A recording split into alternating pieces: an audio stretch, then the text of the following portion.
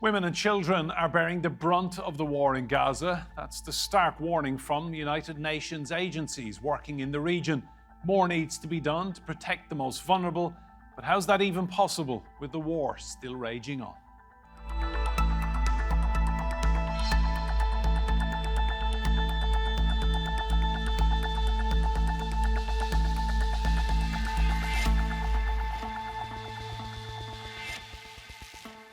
Hello and welcome to Roundtable. I'm Enda Brady. Now, the collective punishment against Gazans is disproportionately targeting those who have the least to do with the fighting. Women's sexual and reproductive health is being severely jeopardised. A warning, this report contains images some might find distressing. Hospitals are supposed to be places of hope, but instead they've become shelters for the injured, sick and displaced. Currently, the working conditions in our hospital are catastrophic. We lack basic necessity for life and are struggling with the severe water shortages. The Ministry of Health says 67% of the casualties in Gaza so far have been women and children. And aid agencies warn bombardments, damage to hospitals, and massive levels of displacement are severely disrupting maternal and newborn health services. There are an estimated 50,000 pregnant women in Gaza, with more than 180 giving birth every day. Current conditions mean operating in the most stressful circumstances. We had to perform a premature delivery of the fetus from the mother's womb while she's dying. Many of these infants are orphaned. We don't know the fate of their relatives or have information about their identities. Then there's the physical and emotional stress of living in a war zone, which is significantly impacting pregnant women. Doctors say they're seeing an increase in stress-induced miscarriages, stillbirths, and premature deliveries. These newborns are clinging to life by a thread. Persistent fuel shortages mean their incubators could switch off at any moment, and without them, the babies won't survive. This is the collateral damage of a war these mothers and their tiny babies did not ask for. What future, if any, can they hope for now? Well, earlier we got in touch with Haneen Harara. She's a journalist and presenter at Pal Today TV. She gave us an idea of what it's like to be a woman in Gaza in the middle of Israel's attacks. Well, the ongoing escalations and Israeli aggressions against Palestinian people who resident in the Gaza Strip are still at this moment, and the situation is getting worse day by day. We can hear very clearly the heavy airplane in the Gaza sky. Everyone could be a target anytime, anywhere. There's no safe shelter in the Gaza Strip. After we evacuated from the Gaza city to the southern of Gaza Strip, as thousands of families are evacuated too from the northern, eastern, western Gaza Strip to the south, as Rafah refugee camp, which is supposed to be a safe zone and safe shelter to all of us, but it is not. They trapped us while we evacuated on the streets.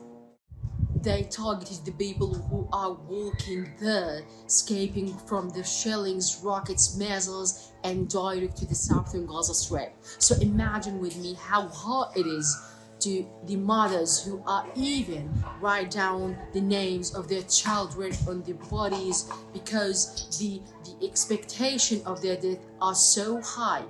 Imagine with me how hard when you see your neighbors, your friends are dead in front of your eyes and you witness these massacres. So we cannot even imagine how hard it is for the people who are work on the field as a journalist with no protection, or even the civilians, innocent people who reside in their homes, what's supposed to be their safe zone, but it is not. Well, let's meet our guests. Joining us from London is war journalist and activist Yara Eid.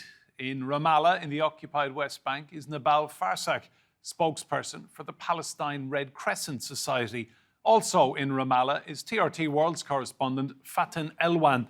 Yara, I'll come to you first. Just extraordinary testimony we've just heard there from Haneen in Gaza. I mean, the resilience of the women of Gaza is extraordinary. It is indeed, Palestinian women, just not in Gaza, but all of Palestine, have this special resilience. It's both, like a curse and, a gift that we have. Palestinian women are not just passive victims. We're seeing in the news, the majority of those who are being killed are women and children, and some of the news, reduces them to just women. These women are mothers. These women are, doctors and nurses and journalists, and these women literally are at the core heart of the Palestinian struggle. For example, my mother, only talking about my family, I have so many incredible, extraordinary women in my life, but my mother was always my role model since I was young. She works for the UN, UNRWA refugee, agency, and she covered many, worked on many different wars in Gaza or aggressions, where she helped people, with the basic things, leaving her family behind, and we had to be separated from my mother. And the resilience she is showing right now, despite everything, is just, I can only talk about my personal experience, but even my friends, the women there are telling me stories of horrific things that they're enduring, but they're still, having this strength that I can never even be able to describe, this steadfastness within Palestinian women. They're telling me horrific stories of losses, of, having lacking basic things like hygiene products, etc. But they're still finding a way to stay strong, take care of their families. My mother is taking care of her older mother, who's, has a chronic illness, and she's very old. She can barely walk, and the stories she shares with me, and how she's still trying to be my mother and taking care of me despite I'm not in Gaza, it's just, I can't even fathom the strength she has, even though we lost half of my family, and she still calls me and tells me, Yara, you need to be strong, Yara, and she gives me this strength despite everything she's living through. Nabal, this has been an extremely difficult month for the people of Gaza, the women in particular. I mean, life is tough there at the best of times, but the past 4 weeks just must have been torturous.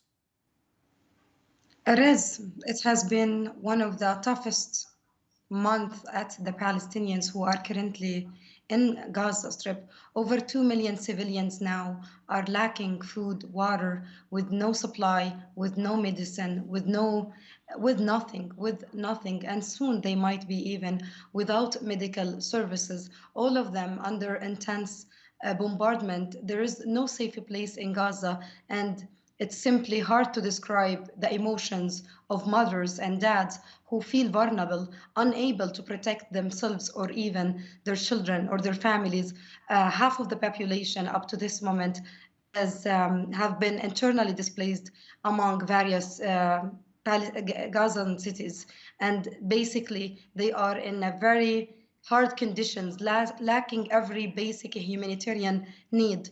At Al-Quds Hospital, which is run by the Palestine Red Crescent, we have around 14,000 civilians who are currently taking shelter inside our hospital. They are sleeping in hospital's corridor, using the same facilities. Most of them are children and women. I can't describe the situation that those Palestinian women and children are being live. It's so much hard. No human being in this world can handle this kind of torture. The suffering can't be even described when they are under intense bombardments day and night. The fear and horror of losing your life or your loved ones, and on top of that, lacking every single basic humanitarian need, such as food or water, or even sleeping in hospitals corridor. With this lack of hygiene, many even infectious diseases has started to be caught among those displaced persons, and the only available shelter that they are taking refuge inside it, which is a hospital, is also a target for Israel airstrikes, which has never stopped for the past week. It's even only 15 meters away from the hospital. So basically, there is no safe place in Gaza, and the horror and fear of losing your life or you losing your loved one, it can't be described or imagined. According even to the figures, more than 10,000 civilians have lost their lives up to this moment. 40% of them are children, 70% of them are children, women, and elderly people. Those women now are just feeling the loss and the grave of losing their children and can't do nothing for them, nothing. So the situation is beyond words. No words in this can describe the scale of suffering and destruction that all Palestinians are living now, especially women and children. Faten, what we're seeing unfold in Gaza is utterly heartbreaking. The statistics are shocking. 67% of the casualties are women and children. Well, and the problem is those who stayed alive, those women who are dealing with losing their beloved one, being forced to take care of the injured ones, and dealing with all the motherhood idea of keeping the family together, all this, and not to talk about the hygiene problems that cause in between when you only have the chance to use the bathroom twice a day. Like if you're lucky, you will have a time to use the bathroom twice a day. According to my friends who are there, being pregnant is becoming a matter of life or death for them. A friend of mine who was pregnant and she's about to deliver, her husband called me at the middle of the night screaming, I need anesthesia for my wife. I need anesthesia for my wife. And I said, what's going on? Like, I haven't heard from him like in a long time. But then he was screaming because he thought I'm going to be a savior as being a journalist. And I said, what's going on? Tell me. And he said, my wife is giving birth and she's pregnant with twins and they want to do the operation without anesthesia. And I said, what do you mean? They said, no anesthesia. They don't have anesthesia. And he kept he got stuck in repeating the same word over and over again, anesthesia, anesthesia, I need anesthesia right now. And then she ended up having her baby without anesthesia, a cesarean surgery. It's not just a surgery. And well, the surgery was not the problem. Like the babies are fine. She gave birth to them. But it was under a condition where the doctors had to use soap, hygiene, and vinegar to operate on this operation, or to operate those operations due to the lack of the simplest equipment that is needed in an operation room. And not to talk, we cannot also skip the idea of the state of shock and fear that women are going through. Those who made it are losing their babies, having miscarriage due to all the fear that they face 24 hours. So being a woman in Gaza right now, in addition to being a hero and the person who has to collect the whole family and try to keep the sanity of them emotionally and mentally, she's also suffering hygiene problems that, as Nibal said, causing disease, sexual disease, and lice disease, and whatever you want. Imagine putting 50 people in one room, all of them using the same bathroom, and all of them using the same bed, the same area, the same even air that they're breathing. Only by this you can imagine how many diseases or infections you can get in between. Yara, 180 babies are born in Gaza every day during this conflict. So that terrible story that Faten has just told us about her friend, this is being repeated every hour of the day. I mean, this is just torturous. I hear from many people on the ground, friends, colleagues, or even just as a journalist reporting on what's happening, horrific stories that no human mind can comprehend the suffering that these women are going through. You know, we're talking about an estimate of more than 50,000 women who are due to be delivering babies right now, who are pregnant and need the medical care and need this attention, and what we're seeing is, severely injured women and very critical conditions are not even being treated, let alone all of the other problems that women go through, before the aggression started. The situation for women in Palestine is nothing short from catastrophic. I genuinely don't think we can have a word that describes what's happening. It's torture. It's gone beyond collective punishment. These women having to go through C-sections and surgeries without anesthesia. A lot of women are miscarrying because of the horrible atrocities that are being committed, because of the sounds of bombardment, because they have to evacuate. And we are seeing high levels of malnutrition even before the war started, even before the aggression started in Gaza. We're seeing very high level of malnutrition among pregnant women. Right now, these things are, double. Right now, these things are so much worse. Basic human rights like food and water, these women don't have. But even if we talk about the shelters, as Fatin mentioned, there these shelters, more than 60. I spoke to a close family friend, and she told me, Yara, in a room in an UNRWA school, there's more than 60 women, without the children. And she tells me stories of how they lack any food, anything. But then she talks about the hygiene and the level of, problems that this is causing. Women are not able to have any privacy as well. They're not able to go to the bathrooms as they want to. For women who are, on their menstrual cycles, they're unable to get pads if they don't have food. Obviously, sanitary products and pads are inaccessible these days. There are so many reproductive health issues that these women are dealing with, sexual diseases, etc., because of the lack of hygiene and because of the lack of, the complete collapse of the health situation in Gaza and the health system. Thanks, Yara. It's Nabal, I just want to ask you, a lot of people will be watching this all over the world feeling utterly helpless. What can people be doing for the women of Gaza? Basically, we all feel helpless, even us as a humanitarian agency. We are the lead emergency medical service provider in Gaza. We try to alleviate the suffering of Palestinians through providing our emergency medical services, through providing medical services through our 2 hospitals. However, we literally feel helpless. We have announced that we only for 30 hours maximum, and we will be completely running out of fuel. That means the supply for Al-Quds hospitals, that means at that point, we will be unable to continue providing our life-saving services. That means that babies and incubators and even our critically injured patients who are connected to life support machines will lose their life because of the complete cut off power. This is the case and the situation for many other hospitals in Gaza, because already 16 hospitals out of 35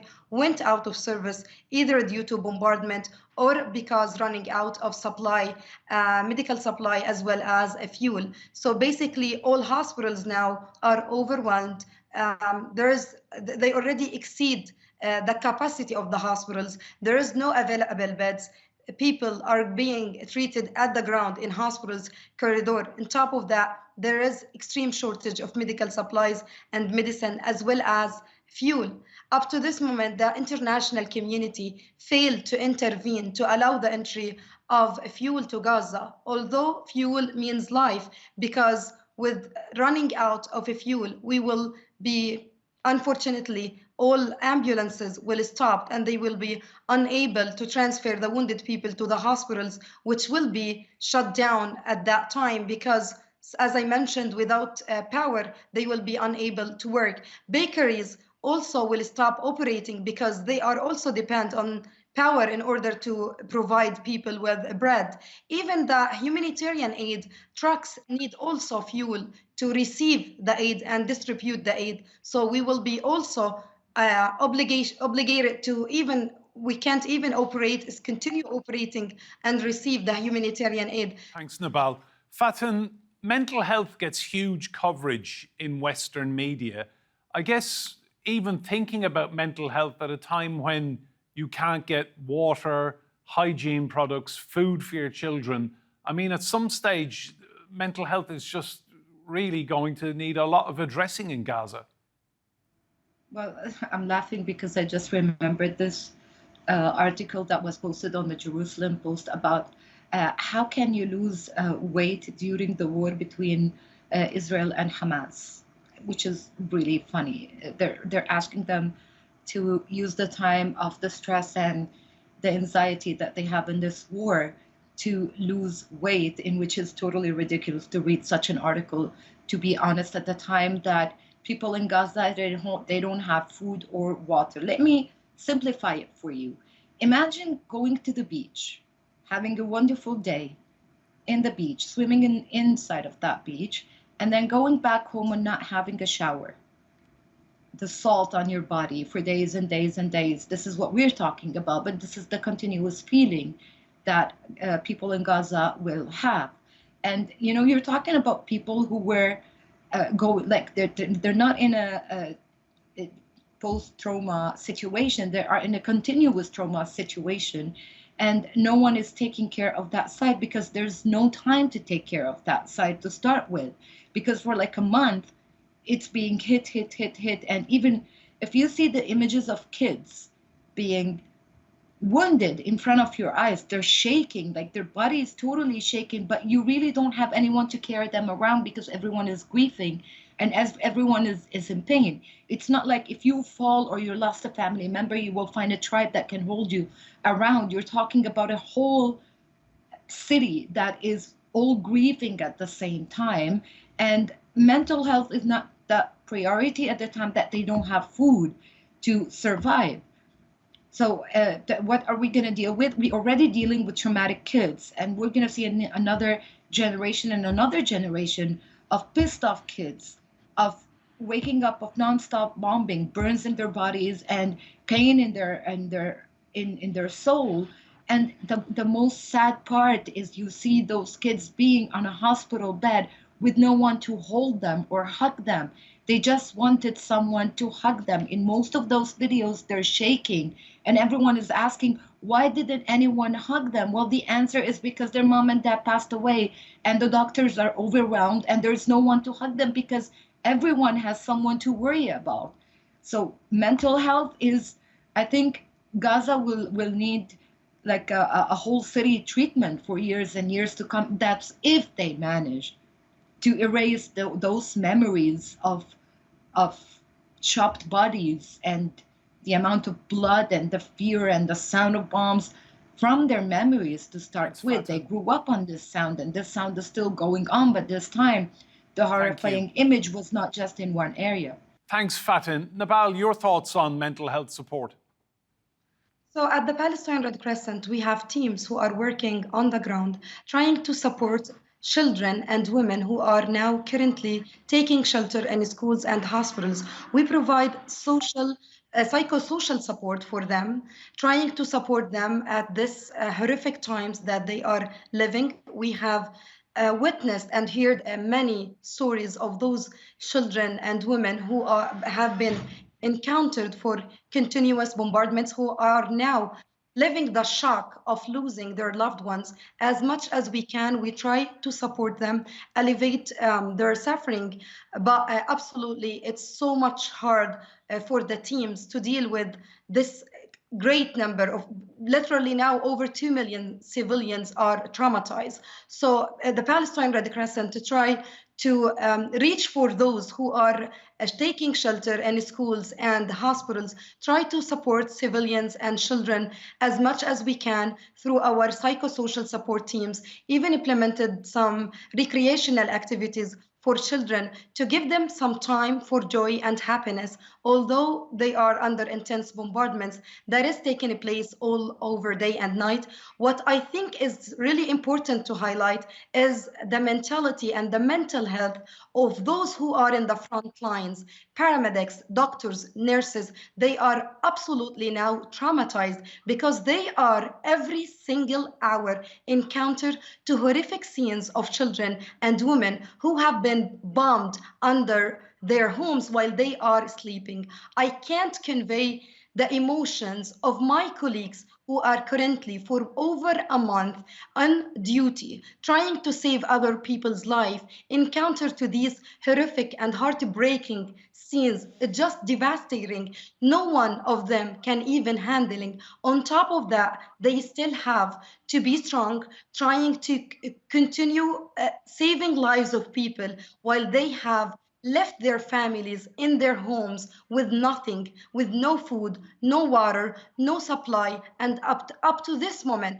they are unable to go back, check on their families. The constant fear and panic of losing your family or your children as a doctor or a nurse or paramedic is literally so much hard. No one can even handle it. In this war or in this escalation, Israel doesn't even open a humanitarian corridor for paramedics or ambulances or doctors to be allowed to implement their humanitarian and life-saving services safely. Nabal, Yara and Faten, thank you all for your insight. Remember, you can see more discussion and debate on our YouTube channel. Search for Roundtable TRT World. But for now, from me and Brady and all of the team here, goodbye and thank you for watching.